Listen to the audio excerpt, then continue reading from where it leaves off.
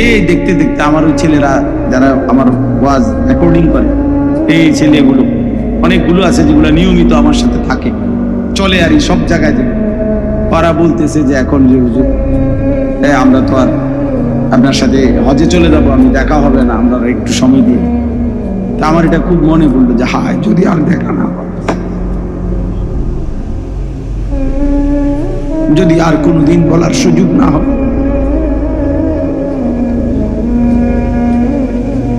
আল্লাহ আমাদেরকে মাফ করে দেন। চলেন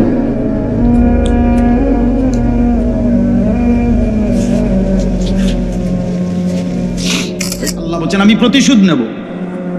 এই শব্দ ডাইরেক্ট বলছে, আমি প্রতিশোধ নেব। আমার একটা লোকমা ভাতের হিসাব নেব, আমার এক ঠোক পানির হিসাব আমি নেব, আমার প্রতিটা নিঃশ্বাসের হিসাব নেব। সুম্মা লাতুসআলুন্না ইয়াউমাইদিন আনিন নাঈম, আমার প্রতিটা নিয়ামতের হিসাব। এজন্য প্রিয় বন্ধু আমার, বাপ আমার, দয়া করে আল্লাহর ওয়াস্তে বাবাদেরকে বলি, যুবক ছেলে তোমাদেরকে বলি, আমাকেও বলি, আমরা সবাই মিলে আল্লাহর দিকে ফেরা দরকার। কার দিকে? একটা ছেলে হইল মাইন ভাইয়া নষ্ট করে দিল। এই ভাই, প্রিয় কিশোর, মনে রাখো নিজের ভালো কুত্তাও বোঝে। একটা কুকুররে যদি কেউ লাঠি আলগি দেয়, এই কুত্তাটা ওটা বোঝে যে এটা দিয়ে আমার যদি বাড়ি দেয় আমার ক্ষতি হবে, এই জন্য কুত্তায় দৌড় মারে, ঠিক না? তাহলে নিজের কমপক্ষে নিজের ভালো, নিজের সেফ, এটা কুত্তাও বোঝে, এটা জানোয়ারও বোঝে। তো তুমি বোঝো না ভাইয়া, তুমি একদূরও বোঝো না তোমার এই রাত দিন নারী দেখা, ছবি দেখা, উলঙ্গ দৃশ্য দেখা তোমার এই জাহান্নামের আগুনে পোড়াবে, এই একদূরও বুঝলা না? তোমার এই লাগাতার নামাজ না পড়া এই জীবন যে তোমার শেষ পর্যন্ত জাহান্নামে নিবে, একদূরও বুঝলা না? হায় হায় হায়, নিজের ভালোটাই তো কমপক্ষে বুঝলা না। কেমনে বললে বুঝবা?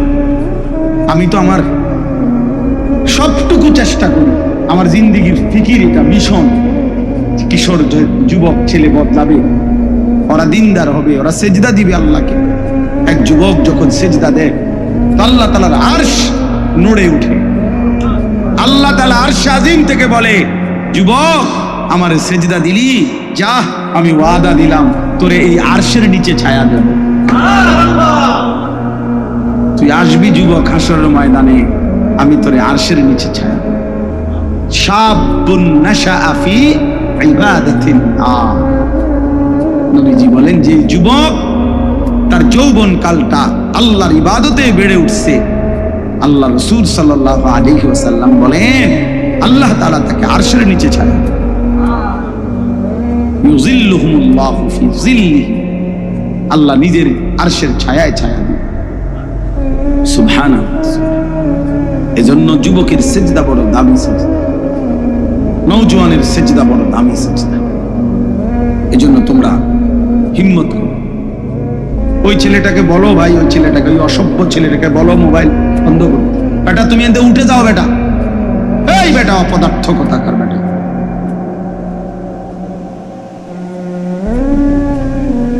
চিন্তা করছেন নি? ওরে দুইবার বললাম। আর এইটাই জীবন। কিছু ছেলে পেলের জীবনে এমন, এরা এত শক্ত হয়, এর আর কত হইলো, তোর আব্বাও যদি কয় আমি লড়তাম না, আমি জেনে আছি। হ্যাঁ, এটা সাংঘাতিক, জানেন না? কিছু ছেলে পেলে এমন শক্ত হয়ে যায়, কলিজা পাথর হয়ে যায়। এর কত হইলো, যা বেটা তোর বেটা এর থেকে কত বালা হুজুর কইছে বেটা, এতে আরো কত মোটা তাজা হুজুর দেখছি, আমার লড়াই আসছে না, দেড় বুড়া হুজুর আইছে, বাটফার লড়াই।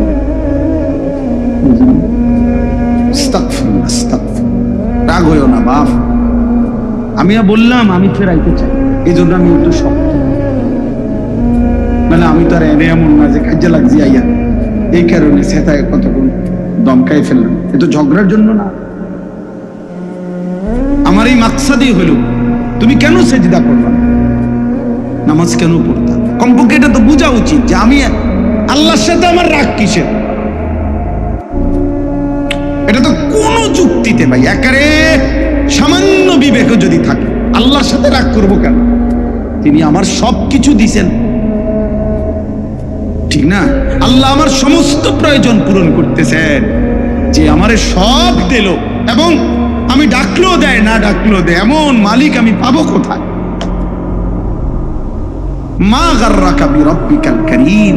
আল্লাহ বলে, বান্দা বলো না, এমন মেহেরবান মাওলা, আমার মতো দয়ালু রব থেকে কে তোমারে ধোঁকা দিল? এমন মালিক কই পাবা বান্দা? এমন মুনিব কই পাইবা? কই পাইবা? হাদিসে আছে নবীজি সাল্লাল্লাহু আলাইহি সাল্লামকে আল্লাহ তাআলা বলছে, বন্ধু, আমার কোন বান্দা যদি 90 বছর পরেও জীবনের সব গুনাহ ছেড়ে দিয়ে আর করবে না ওয়াদা দিয়ে, 90 বছর বয়সেও যদি রাতের অন্ধকারে কোনদিন চোখের পানি ফেলে, এক ফোঁটা চোখের পানি ফেলে গুনাহ ছেড়ে দিয়ে আর করবে না ওয়াদা দিয়ে আমার কাছে যদি মাফ চায়, দোস্ত আমি ওয়াদা দিলাম, কসম বন্ধু, আমি এমন 90 বছরের বুড়া, তার গুনাহ সব মাফ করব। কুল ইয়া ইবাদিয়াল্লাযীনা আসরাফু আলা আনফুসিহিম লা তাকনাতু মির রাহমাতিল্লাহ। রব্বুল আলামিন বলেন, বন্ধু বলেন, ও আমার বন্ধু, আপনি বলে দেন, হে আমার বান্দা, আল্লাহ বলতেছেন, আমার বান্দা শুনো না, তোমরা যারা এই পরিমাণ গুনাহ করেছো যে নিজের জীবনটাকে জুলুম করে শেষ করে ফেলেছো, জীবনে বলতে কোনো নেকি নাই, ডানে বামে কোনো নেকি নাই, গুনায় গুনায় ভরা জীবন তোমাদের পুরা ডুবে গেছে। আল্লাহ বলেন, বান্দা, গুনার সমুদ্রেও যদি হাবুডুবু খাও, সেখান থেকেও যদি কোনোদিন আমি আল্লাহকে মনে পড়ে, তাইলে যদি গুনাহ ছেড়ে দিয়ে আর করবা না ওয়াদা দিয়ে আমি আল্লাহর দিকে এক কদম ফিরে আসো বান্দা। আর যদি বলো, মাওলা, জীবনভর আমি আপনাকে নারাজ করেছি, আর করব না মাওলা, আপনার নাফরমানি করব না মাওলা, আমি তওবা করলাম মাওলা, গুনাহ ছেড়ে দিলাম, আল্লাহ বলেন, লা তাকনাতু মির রাহমাতিল্লাহ। আমার গুনাহগার নাফরমান বান্দা, আমি আল্লাহর রহমত থেকে নিরাশ হইও না বান্দা।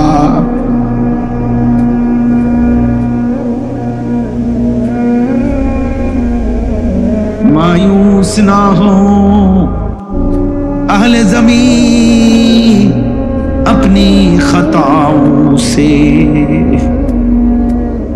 तकदीर बदल जाती है मुद्तर की दुआओं से। আল্লাহ বলে, বুজুর্গানে দিন শেরের মধ্যে বলছে এটা, হে আল্লাহর বান্দা, জীবনের সব গুনাহগুলো নিয়েও তুমি নিরাশ হইও না, মায়ুস না হো। মায়ুস মানে নিরাশ। মায়ুস না হো আহলে জমিন, হে জমিন ওয়ালা, নিরাশ হইও না, আপনি খাতাও সে, নিজের গুনাহের কারণে।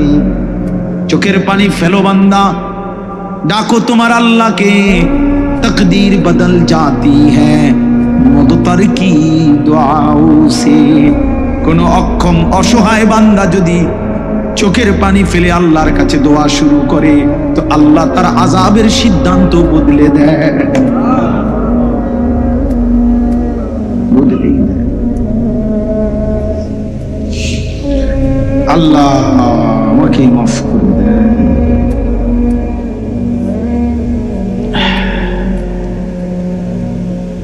চলো ভাইয়া, আমরা বলার চেষ্টা করছি মালিকের কাছে, তো আমরা এটা বলতে পারবো যে আল্লাহ, আমরা বলার চেষ্টা করছি আপনার বান্দাদের কাছে, আমরা চেষ্টা করছি। এজন্য প্রত্যেকে ইনশাআল্লাহ, আপনারা আসলে, আমি মহব্বত করেই বললাম, কেন রাত এত হইছে, এরপরও খোলা আকাশের নিচে আপনারা মজা খুব সুন্দর করে মনোযোগ দিয়ে সবাই বসছেন। চলেন মনোযোগ দিয়া, যেহেতু বসছেনই, মনোযোগ দিয়া শুনতেছেন।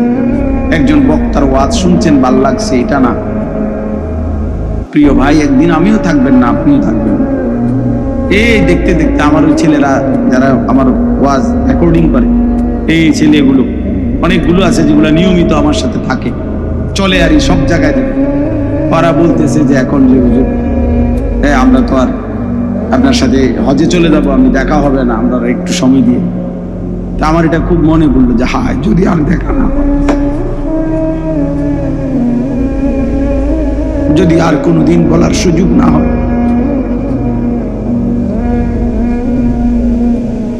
আল্লাহ আমাদেরকে মাফ করে দেন। চলেন